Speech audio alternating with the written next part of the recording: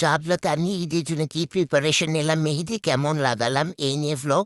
ঘুম তো উঠতেই দেখি আমার বইনে যেহেতু কালকে ঈদ এর লেগা ঈদের জন্য কেক বানাইতেছিল।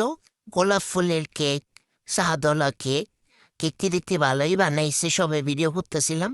এরপরে ফ্রিজের ভিতরে সবটি হামদায় রেখে দিছি।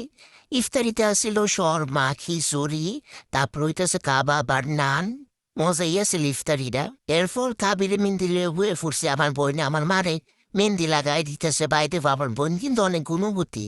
এরপর আমি মেহেন্দি লাগাইছি আমার এই হাতে, এই যে ট্রান্সফরমেশন কেমন হয়েছে বন্ধুরা জানেন। এরপর আমার বোন আমার আরেক হাতে লাগাই দিয়েছে, একবার বড় কইরা সুন্দর হয়েছে মেহেন্দি। পরে মেহেন্দি লাগানোর পর আমি পেঁয়াজ বেরেস্তা করতে গেছি, যা কালকা ঈদ এটা প্রিপারেশন লইতেছি। পেঁয়াজ বেরেস্তা করা পর মুরগি ভাজতে দিয়ে দিছে রোস্টের লেগে আম্মা।